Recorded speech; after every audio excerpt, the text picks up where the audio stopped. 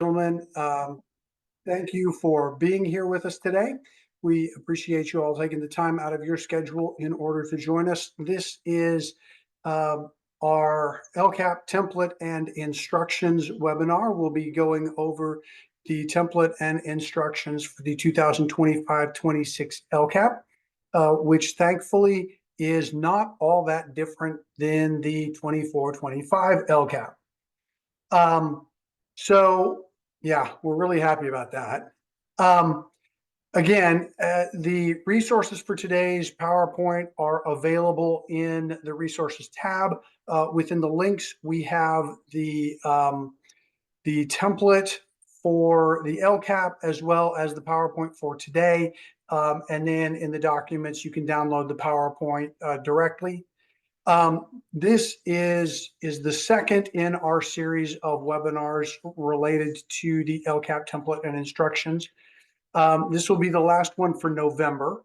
We're taking some time off for the Thanksgiving, and hopefully all of you will get to enjoy some time off with your friends and family.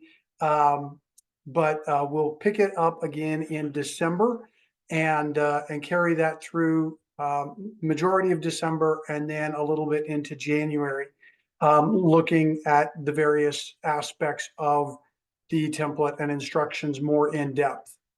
The 25-26 LCAP template, the LCAP action tables, and the budget overview for parents are all available on the CDE's LCAP web page.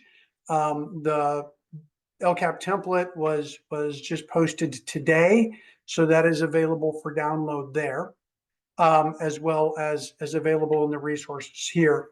And so we're doing this today in order to provide an overview of the LCAP template and instructions, look at what those are. We'll spend more time digging into these in December, but this will provide a high-level overview of what's going on. If you're new to the LCAP, then this will definitely help kind of set you up for the webinars in December. If you're not new to the LCAP and you've been doing this for a while, then we've identified the pieces within the presentation that are new requirements. So you can pay attention to those new requirements and feel comfortable with everything else that it really hasn't changed since 24-25. So again, we're going to touch on, aspects of the template and instructions. We're not going in depth on anything. We're going in depth in December. And so those subsequent webinars are good things to check out, especially if you have any particular aspects of the LCAP that you want to get into.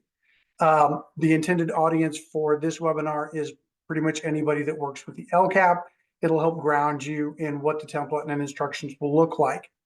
Before we get into that, I wanted to give a reminder about the mid-year update. Education code section, well, there's actually 3 education code sections, one for charter schools, one for school districts, and one for county offices of education that require the LEA to present an update to the governing board or governing body related to the LCAP and the budget overview for parents on or before February 28th. Thankfully, this isn't a leap year this year, so we don't have people asking, what do we do if it's presented on 29th? We can all just, go with the 28th. The piece to be aware of for this particular year is that there's been a slight change in Ed Code related to this requirement that requires that this be presented to the governing board as part of a non-consent item. So when you're getting that February board meeting together, remember that has to be, that the presentation of the mid-year update has to be part of a non-consent item. It has to include all of the available mid-year outcome data related to the metrics in the LCAP. the current year LCAP, the one that's being implemented, as well as all available mid-year expenditure and implementation data in the current LCAP year. Again, that's only for the information that is currently available.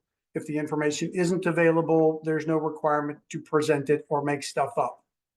The purpose of the mid-year update is to provide the governing board and the public with an update on the implementation. It also helps LEAs to be aware of where they are in the process, not just in terms of metrics and things like that, but also in terms of where they are with their expenditures, and particularly with meeting the requirement to increase or improve services for low-income English learner and foster youth students. It lets LEAs know whether or not they're on track to meet their MPP for the coming year, and potentially make some adjustments if they're not. Just remember that there's no required template for the mid-year update. So you can use whatever format you want in terms of putting together that mid-year update, as long as it has that required information in it. The governing board is not required to adopt the mid-year update.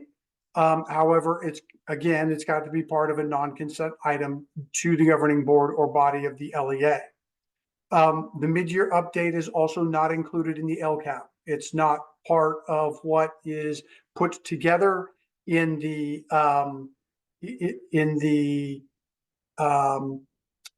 posting order of the LCAP. It's not something that's provided to your county office of education for review and approval, anything else like that.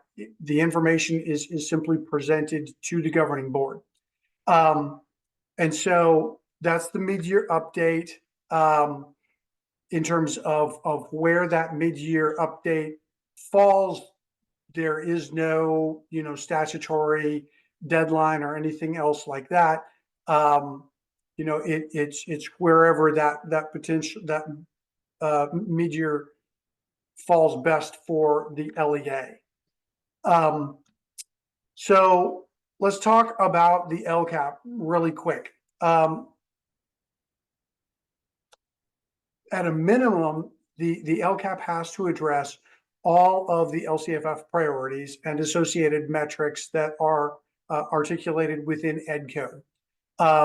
The LCFF state priorities summary, which is linked here, it's also linked in the instructions for the LCAP, provides a summary of those sections and helps kind of walk through the different state priorities that need to be addressed.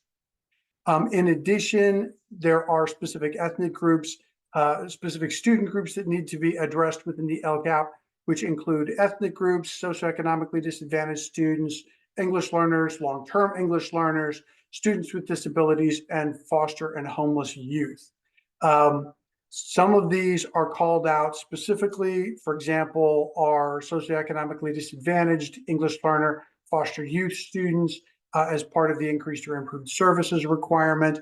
Some of them have required actions attached to them, such as English learners or long-term English learners, if there's a specific number of them within the LEA. Other than that, we've got various aspects of these groups that show up within the plan. Remember that the functions of the LCAP are threefold. You've got the role of the LCAP as a comprehensive strategic plan, and particularly to identify and address and reduce disparities in opportunities and outcomes that have been identified within the California School Dashboard. And then there's meaningful engagement for educational partners. And then there's accountability and compliance.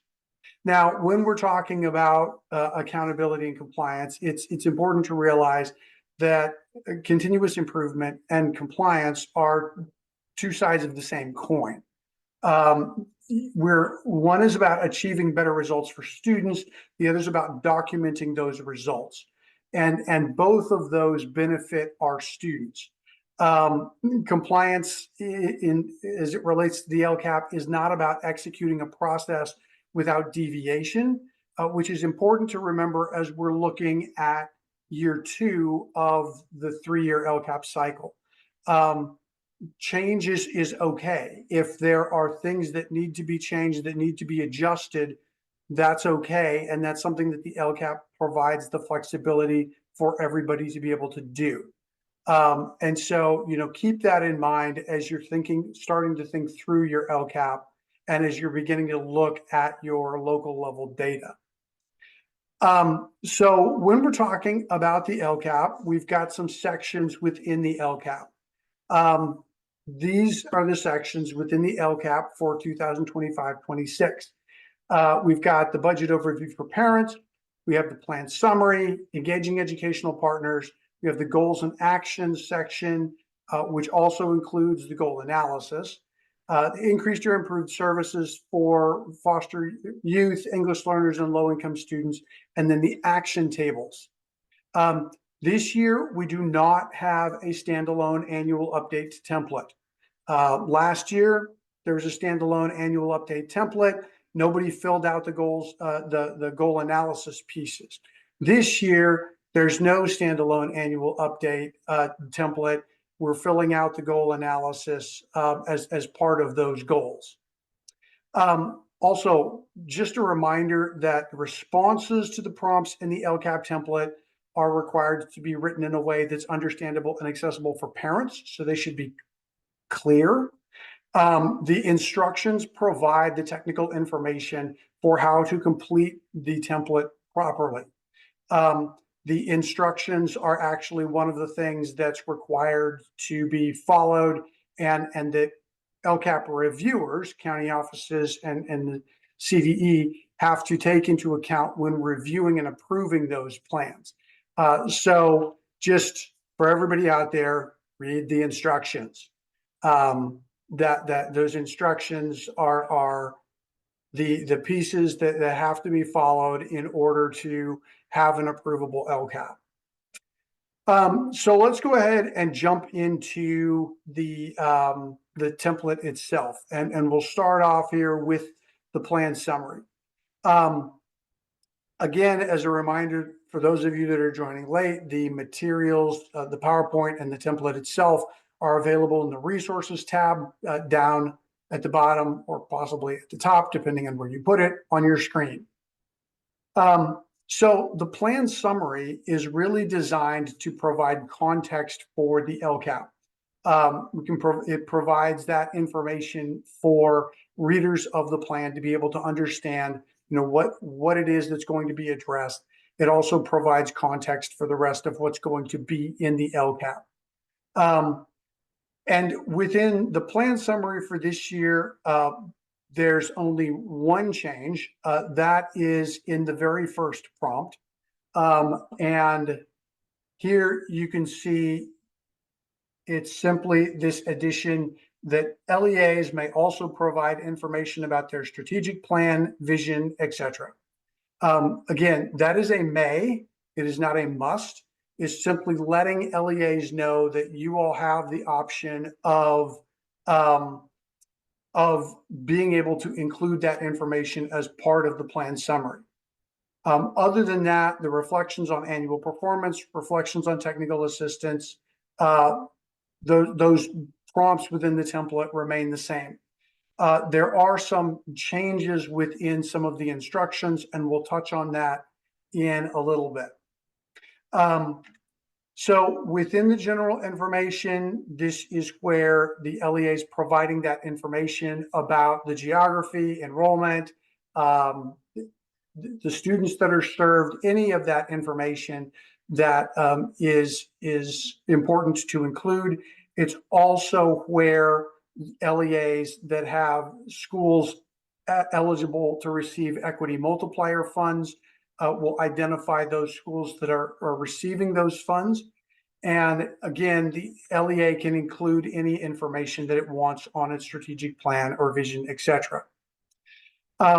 In terms of the reflection on annual performance, this is still continues to be where LEAs will reflect on their performance based on the 2024 dashboard, which gets released on Thursday. And this includes any successes and challenges that are identified by the LEA. The LEA needs to ensure that there are specific, like any of the actions that were identified based on the 2023 dashboard. So for schools within the LEA that were in the red, or student groups within the LEA in the red, or student groups within a school within the LEA that were in the red on the 23 dashboard. There were specific actions that were required to be developed for that. Those actions continue to be implemented. They continue to move forward.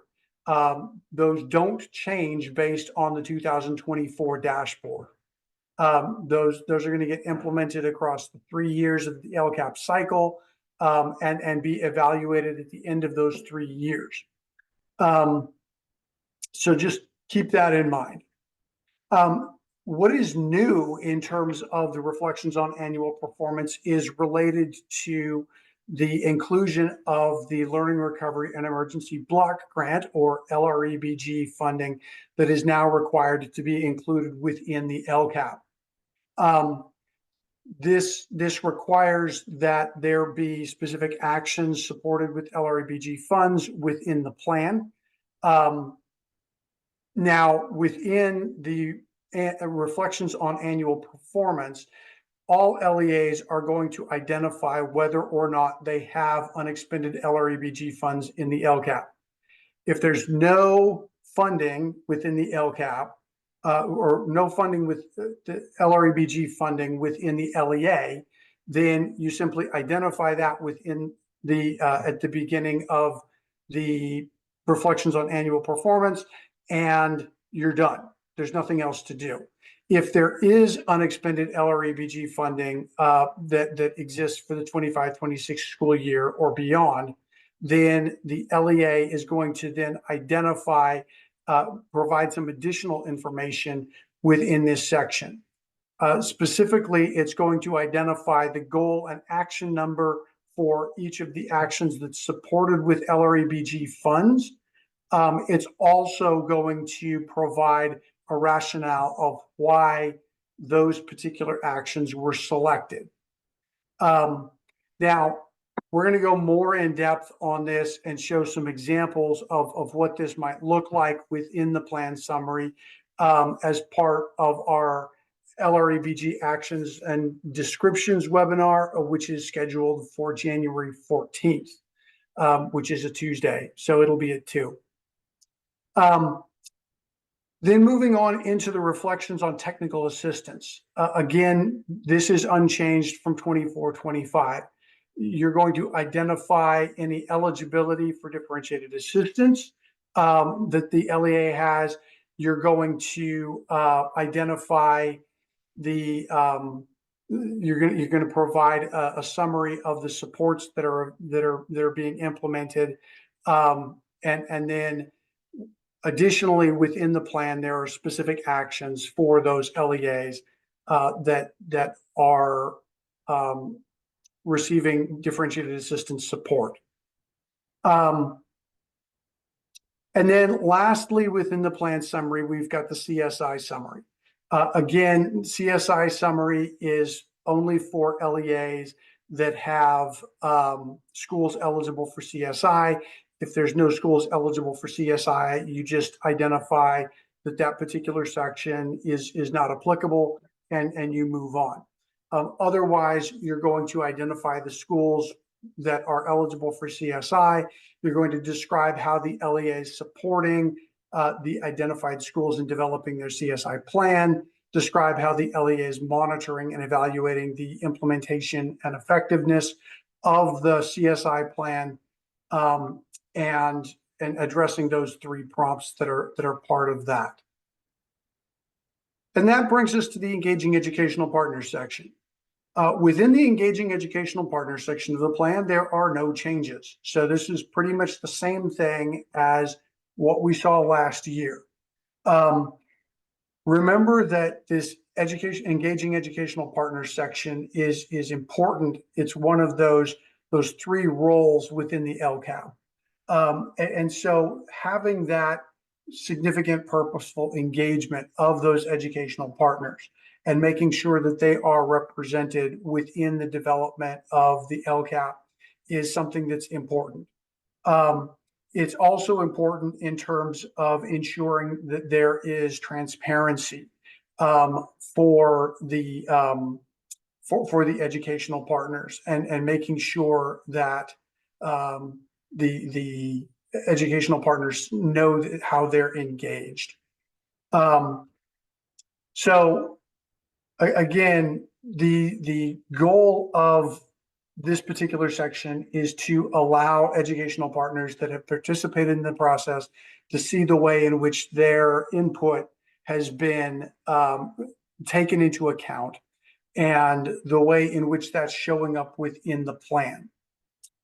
So as we're going through this, we've got the table that is the first prompt, and then we've got the second prompt that is the description of how the LCAP was influenced by the feedback from educational partners.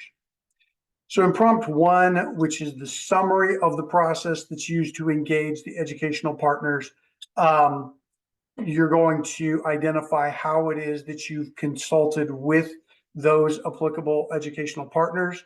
Remember that it's a little bit different for school districts and county offices than it is for charter schools.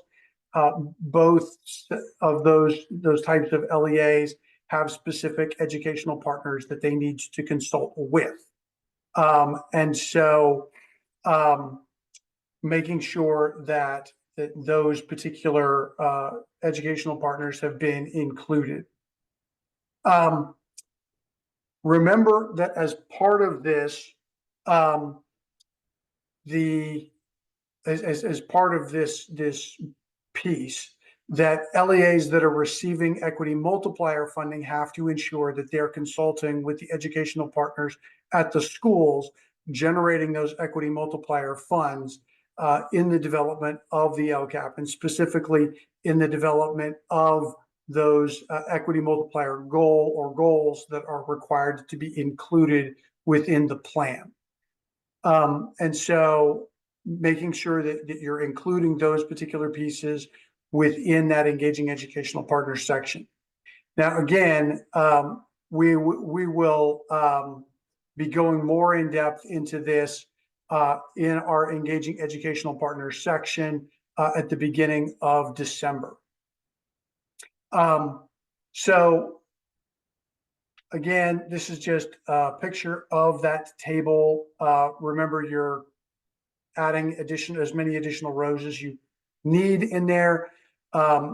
It's entirely possible for somebody to identify additional educational partner groups in addition to those educational partners that are required to be consulted with. So you can have as many as you want in terms of groups that you're consulting with. Now, when we're talking about the second prompt that's there, the second prompt is to identify, and no, we talked about that. So the second prompt is the description of how the adopted LCAP was influenced by the feedback provided by educational partners. And in this particular prompt, this second prompt, you're describing any goals, metrics, actions, budgeted expenditures, etc., that were influenced by or developed in response to the educational partner feedback. This is really where you can call out how specific aspects of the LCAP have been impacted by educational partner feedback. It's one thing to say that the LCAP was impacted or was developed in conjunction with educational partners, or it took into consideration their feedback. But it's a whole nother thing to say that the particular goals or actions or metrics were included within the plan based on feedback from educational partners. That really tends to show educational partners that they're listening to, that their feedback is being listened to, and provides them with specific places that they can look in the plan to say, yes, our feedback was considered. So all of that is something to take into account when looking at that second prompt. There is no specific requirement within the LCAP or within statute specifically related to including feedback from educational partners on how to use LREBG funding, the Learning Recovery and Emergency Block Grant funding. That's something that LEAs can choose to do. It's not something that's required. And then in this particular piece, again, you would be including any feedback that's specifically related to those equity multiplier goals or actions. Those would be called out since that consultation is required. When we're talking about the second prompt here, the instructions make it clear that a sufficient response is going to provide educational partners with clear and specific information about how the engagement process influenced the development of the plan, and has prioritized that feedback within the plan. Obviously, you're not going to be able to please everybody in every circumstance. So having this description in there goes a long way towards helping educational partners to understand the things that were considered, that were put into effect within the plan versus the things that were not. So let's move into talking about goals and actions, which is by far the kind of the meatiest piece within the plan.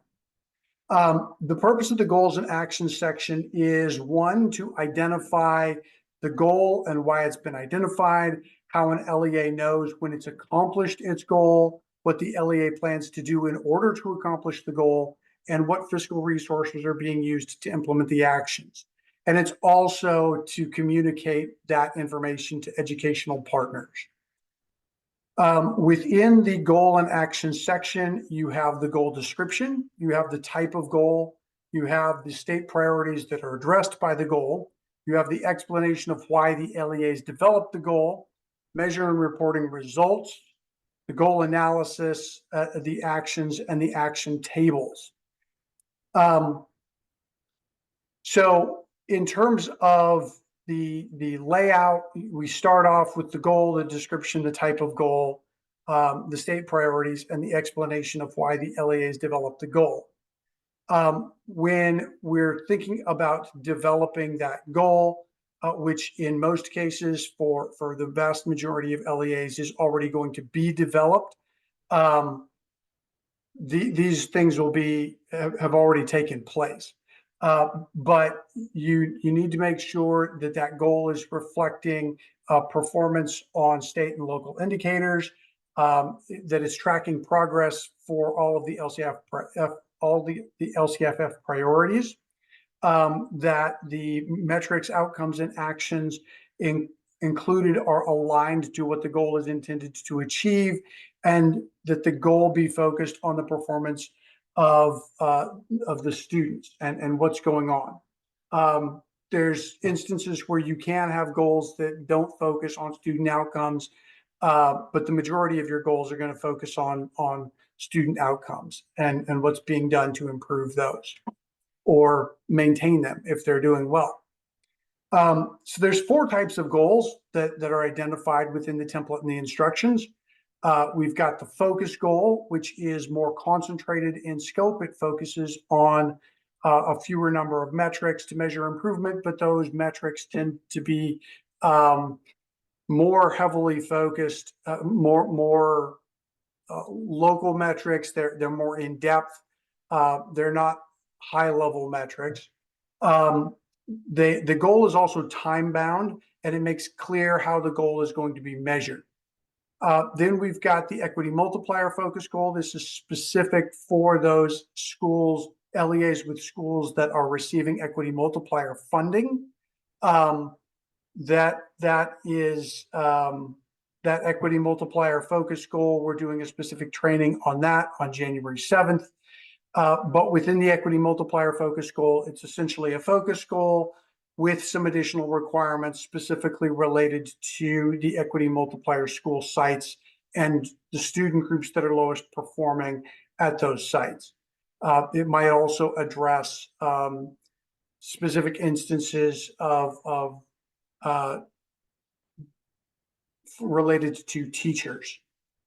Then we've got the broad goal. There are the majority of goals within most LCAPs these days tend to be broad goals, unless you are doing multiple equity multiplier focus goals, then you might have more of those. But broad goals are less concentrated in scope. They focus on improving performance across a wide range of metrics. They will typically address all or most student groups within the LEA. And then we've got our maintenance of progress goal. The maintenance of progress goal is designed to identify those things within the LEA that are already working well, that don't need improvement per se, that they can just be maintained, related to how they're being implemented. And so there's no specific progress that needs to be improved here. They're just going to be the specific actions that are in there are intended to make sure that this progress that has been achieved is maintained across the coming year. So it's not focused on improvement. It's focused on maintaining progress. We'll talk about each of those more in depth during the goals and actions webinar, which again will be in early December. Then we get the measure and reporting results, also referred to as the metrics. Within the measure and reporting results section, we've got our metric number, which is used to identify the metric in other places within the plan. We've got the actual description of the metric. We have the baseline information, the year one outcome, the year two outcome, the target for year three, like what it is that we're trying to achieve, and then the current different from baseline. For this year, we're entering the metric number. We are identifying the metric, the baseline. We're providing the year one outcome. We're providing the target for year three outcome, and we're providing the current different from baseline. The pieces that are going to be filled out new this year are the year one outcome, providing that outcome from year one. The target for year three outcome isn't new, but the current different from baseline is. And the current different from baseline is essentially what's the difference between the baseline and the year one outcome. So the difference between the baseline and the year one outcome will be reported in that current difference from baseline column. And so all of that's going to be filled out this year. What will not be filled out this year is the year two outcome. That will be can be left as not applicable. So again, this is just reiterating what I said. We're completing the metric number, metric, baseline, year one outcome, and current different from baseline, not the year two outcome. Remember that metrics that are identify the standard of measure that's being used to determine progress. An action is something that's done in order to cause the expected outcome. A metric is not doing something. So keep that in mind as you're thinking about your metrics. Providing or reporting something is not a measure of progress. So try to steer clear of metrics that are actually actions in disguise. In terms of required metrics, there are some required metrics. For LEA-wide actions that are contributing to increasing or improving services, they have to have specific metrics that are tied to how those LEA-wide contributing actions are being implemented. So for each of those LEA-wide contributing actions, there has to be a specific metric that's identified. There's one or more metrics that are identified in order to monitor the effectiveness of its action. Those have to be included within the measurement reporting results section. They also have to be identified within the increased or improved services section.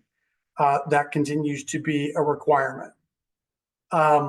In certain instances, this also means that there will be some disaggregation of metrics looking at the performance of low-income or English learner or foster youth students.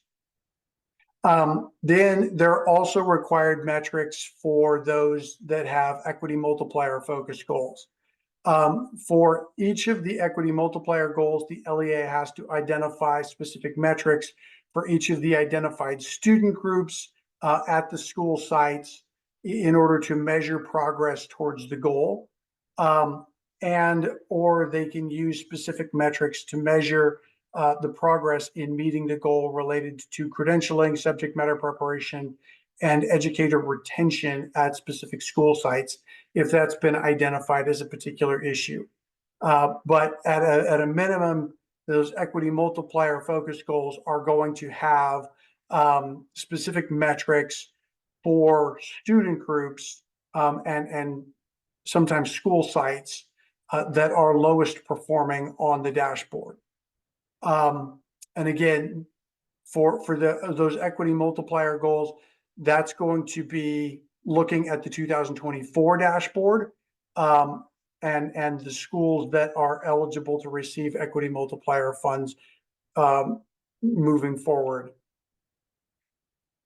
And then a new requirement related specifically to those LREBG, those Learning Recovery Emergency Block Grant actions that are required to be included within the plan.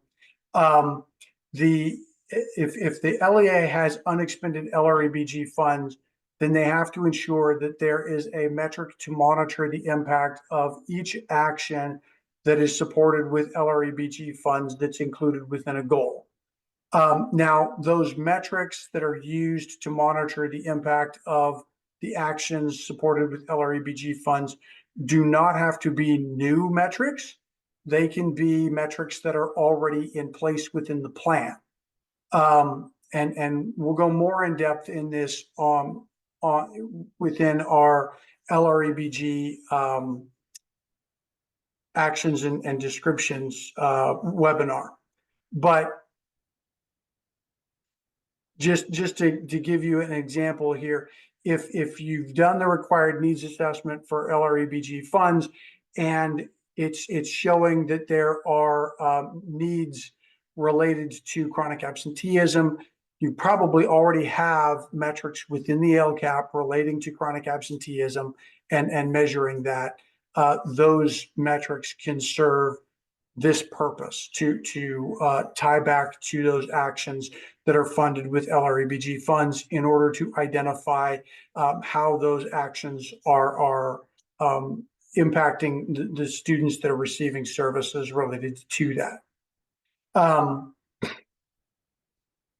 So all of those required metrics, whether the metrics are required or not, those are all called out within the measurement reporting results section within the LCAP.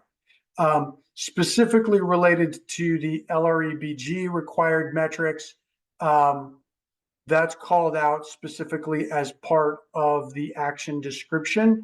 So as part of, we'll talk about that a little bit here as we get into the actions. So within the actions, we've got our action number, we've got the title of the action, we've got the description of the action, we've got the total funds associated with the action, and we have whether or not the action is contributing towards meeting the requirement to increase or improve services for low-income English learner and foster youth students, which is that contributing column. Obviously, within the action number, you're going to put the identifier for the action. You're going to put a short title for the action. That's what's also going to appear within the action tables. The description of the action is going to provide information for educational partners about what the action, what's going on with the action, what's happening. The total funds is all of the funding that's associated with that, with implementing that particular action. The breakdown of those funds will be done within the action tables, but it's not done here. And then it's a yes or no in terms of whether or not the action is contributing towards increasing or improving services for low-income English learner and foster youth students. Just remember that measuring is not an action. In general, measurements of student performance is on reading comprehension would not be an action. That's measuring. Actions are not outcomes. Implementing a new reading program is not an outcome, so we wouldn't see that within a metric. Actions also include verbs, whereas we're going to inventory, purchase, distribute, etc. And saying that we will do something is not an action. So don't like have actions in there that look like the Title I assurances. Now we've got, just like we've got some required metrics, we have some required actions. In the 25-26 LCAP, there are 4 different types of required actions. First of all, we've got required actions for English learners and or long-term English learners. So LEAs that have 30 or more English learners and or 15 or more long-term English learners have to include specific actions in the LCAP related to the language acquisition programs and professional development. If the LEA has both 30 or more English learners and 15 or more LTELs, long-term English learners, the LEA has to include actions for both English learners and long-term English learners.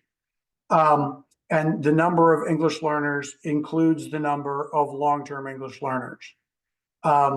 So it's your number of ELs includes the number of LTELs, but the number of LTELs does not include the number of ELs.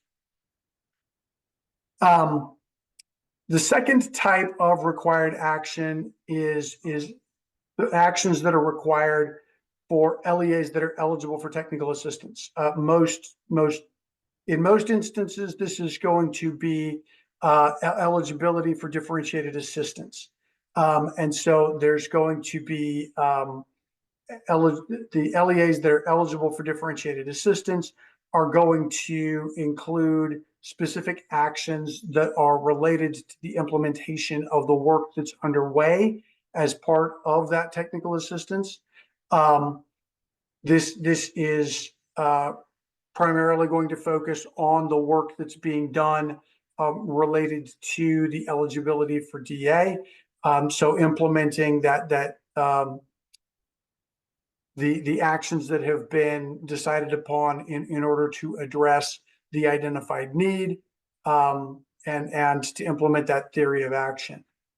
But it could also include LEAs that have requested technical assistance from their county office or school districts or county offices that don't have an approvable LCAP by October 8th and are required to receive technical assistance to get the LCAP into an approvable state.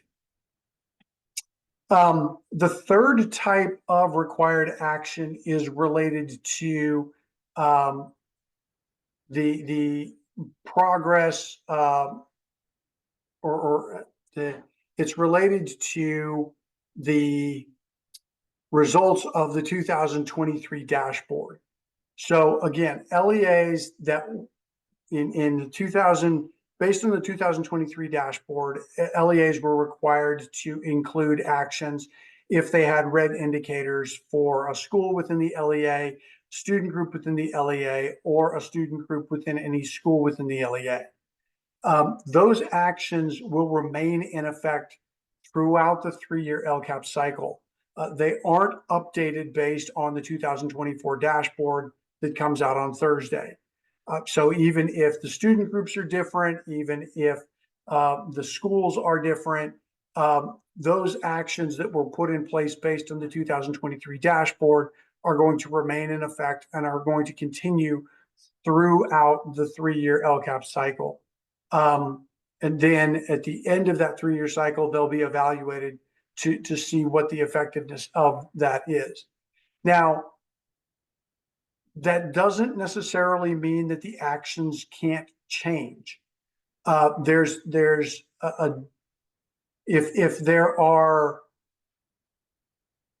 data and evidence to show that there need to be some adjustments to those required actions, then the LEA has flexibility to make adjustments to those actions.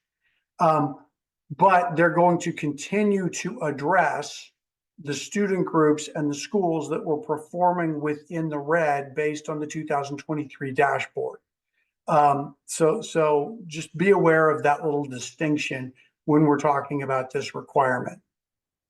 And then the fourth type of required action is new. This is specifically related to those LREBG, the Learning Recovery Emergency Block Grant funding, funded actions.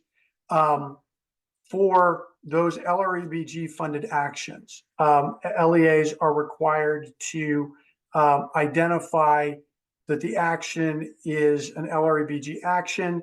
They're required to include an explanation of how research supports the selected action. They're required to identify the metric or metrics that are being used to monitor the impact of the action.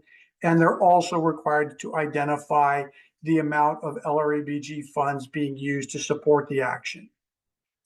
Again, we're going to be addressing this more in depth in our LREBG actions and descriptions webinar on January 14th. We'll also be sharing some examples of what this might look like within an action description as part of that webinar. So more on that later. Then we get to the goal analysis. The goal analysis within the template, the goal analysis precedes the actions.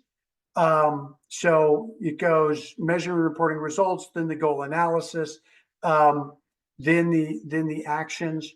As part of the goal analysis, LEAs are going to complete the goal analysis part of the template. Again, we're using this, not this. There's no standalone annual update. We're using the goal analysis, and that will be for the 24-25 school year. There are 4 prompts within the goal analysis. So the first prompt within the goal analysis is a description of the overall implementation, where you're describing the implementation of the actions to achieve the articulated goal. That includes relevant successes and challenges that have been experienced. And it also must include any instance where the LEA has not implemented a planned action.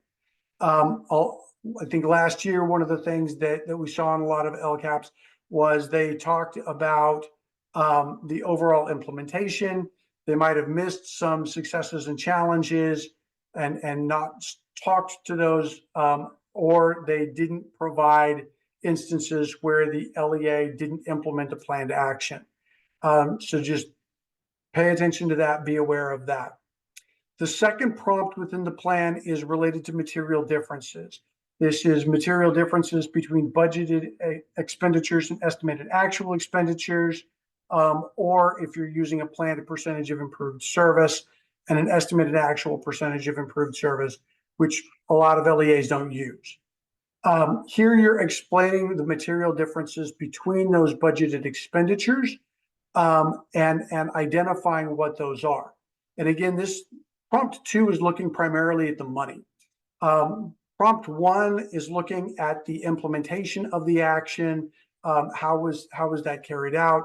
Prompt 2 is looking at what's the fiscal impact within of implementing the goal. You know, was it implemented as planned? So there's no real difference, no material difference between the budgeted and the estimated actual expenditures, or were there changes? Were there things that had to be switched around, or things that weren't put into place? If we planned to hire somebody, but we didn't hire somebody, then there's funding that didn't get used potentially. So those things are addressed within prompt 2. And then prompt 3, which is effectiveness or ineffectiveness. We're describing the effectiveness or the ineffectiveness of the actions in making progress towards the goal. In order to do this, we're making connections between the data that is there and the possibly educational partner feedback as well, and making a connection between student outcomes within those metrics and that we've included within the plan, and how those are showing whether the action is being effective or not. Now, remember that this is not done year over year. Okay, we're looking at this throughout the entire continuity of the 3-year cycle. So just because an action is not being effective in year 1 does not mean that by the time that we get to year 3 that it won't be effective. This is a process, and so we're walking through that process. And again, when we're talking about goal analysis, we'll go more in depth on this in our goal analysis training, and look at some examples of what this might look like. One of the things to be aware of is that when you're describing effectiveness or ineffectiveness of the actions, when those actions are contributing towards increasing or improving services, so those LEA-wide contributing actions, the LEA has to cite the metrics that have been identified as the metrics to monitor effectiveness for those contributing LEA-wide actions. That's got to be part of the explanation of effectiveness or ineffectiveness within this third prompt. If you can also cite additional metrics, you can pull in additional local data, you can pull in educational partner data, but at a minimum, for those LEA-wide contributing actions, when you're talking about effectiveness or ineffectiveness, you have to include those metrics that were identified as the metrics to monitor effectiveness within the increased or improved services section. And then the last prompt within the goal analysis is the changes prompt. It's prompt 4. Within prompt 4, we're looking at what changes there were. So that's changes to goals, changes to expected outcomes, to metrics, to actions. If we're shifting funding, those are all changes that needs to be called out within prompt 4. And one of the things that we see a lot of times is LEAs describing that there are no changes, but then they're adding things to a metric, or they're changing the funding source for a particular action, or things like that. Those are all changes. They need to be called out within that 4th prompt within the goal analysis. Pardon me. So let's talk about the action tables themselves. The action purpose of the action tables is to identify the fiscal resources that are being used to implement the actions, to communicate to educational partners, and to demonstrate in part how the LEA is meeting its requirements to increase or improve services for low-income English learner and foster youth students. The action tables that are required to be included are the total planned expenditures table, the contributing actions table, the annual update table, the contributing actions annual update table, and the LCFF carryover table. Each of these tables has its own particular function within the LCAP, and all of these tie back to the action descriptions. And we will walk through that more in depth when we're looking at the goals and actions. In general, if you're using the Excel version, entering information into the total planned expenditures table is going to populate information on the other tables. And then you're going to have some additional information to enter on those other tables. If you're using a third-party service, some sort of electronic template system, that's going to be done in a different way. And then the last section within the LCAP template is the increased or improved services section. Within the increased or improved services section, this is really where the LEA provides its educational partners with an understanding of how the LEA is meeting that requirement to increase or improve services for low-income English learner and foster youth students, as compared to what it's doing for all students. The descriptions that are provided need to include sufficient detail to ensure that folks understand what's going on, but also be succinct. When the explanations aren't succinct, then the LCAP becomes really long. The first part within the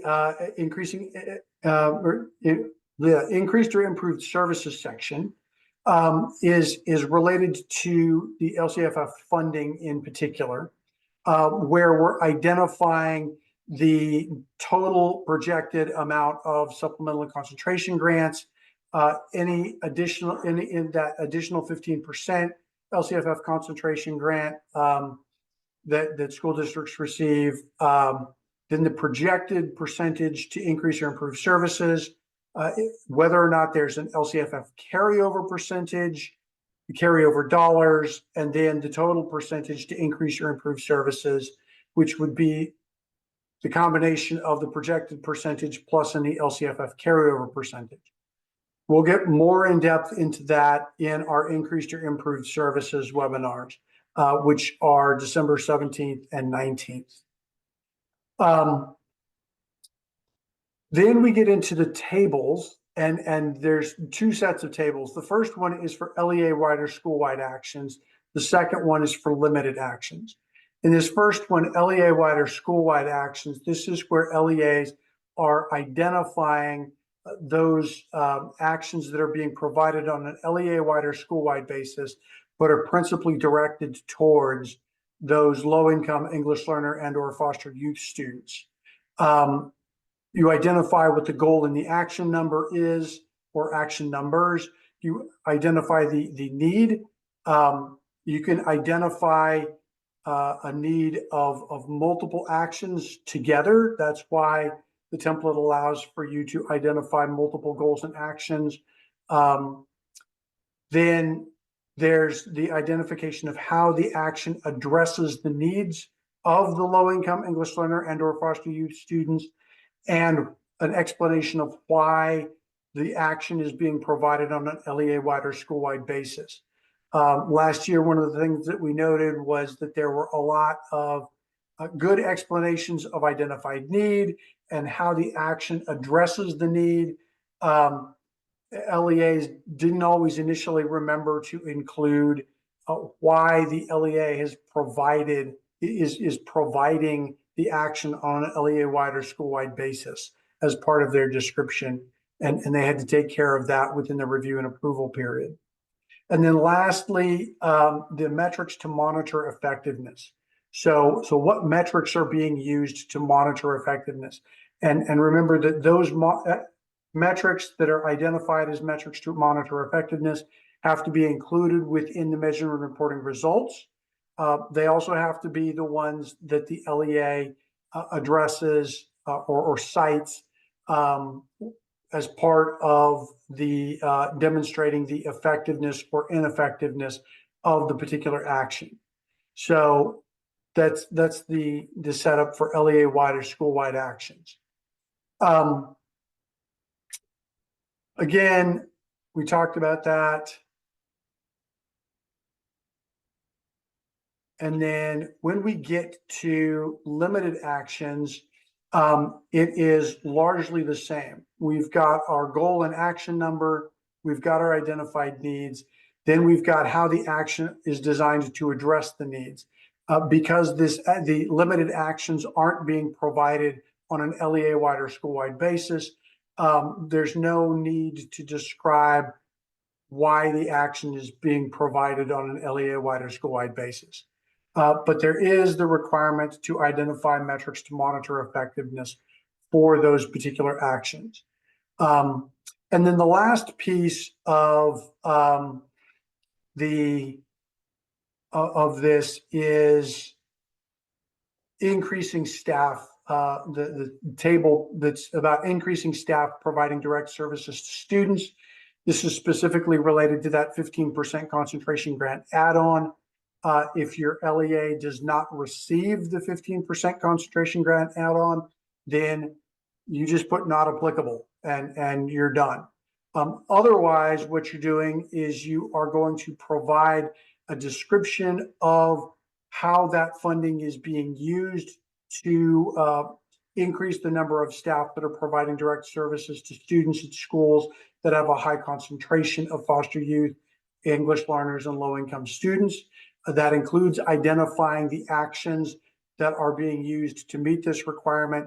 And then you're going to be providing the ratio, the staff to student ratios for classified staff providing direct services to students and certificated staff providing direct services to students at both schools that have a concentration of 55% or less and schools that have a concentration of 55% or more. So those are the requirements related to increased or improved services. Now, just as a reminder, as we get close to the end here, we have additional upcoming webinars. Again, these begin in December. We'll start off with engaging educational partners, then talk about goal analysis, then go into the dashboard local indicators.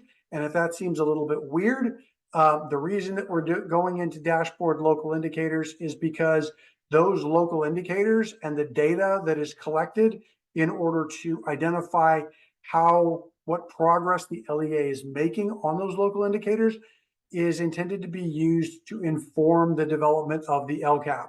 So we're hoping that by going over the local indicators and talking about that, as well as the goal analysis and getting that done up front, that then helps folks get kind of prepped for their mid-year updates, as well as any changes that need to be made to the goals and actions. We'll go goals and actions, then increased or improved services, part 1 and part 2, because increased or improved services is a very complex thing. And so we like to take our time and walk through it. And then in January, we'll be covering equity multiplier focus goal and the LREBG actions and descriptions. If you have any questions related to the LCAP or LCFF, you can email us at lcff@cde.ca.gov. If you've got any, if you need additional information, if you want to get the PowerPoint later on or refer back to things, that'll be available on our Tuesday at 2 webpage. And if you aren't subscribed to the LCFF listserv, you should definitely do that, and the link is provided there. So with that, we'll go ahead and thank you all for attending. Neelam, we will get to your interesting question on LREBG funding and contributing actions when we're talking about contributing actions in increased or improved services, as well as when we're talking about LREBG. But we want to thank you all for being here. Thank you all for your time and for everything that you all are doing for students out there. Yeah, we're only 5 minutes over, which is good, because this is really dense. So thank you all for your time and have a lovely afternoon.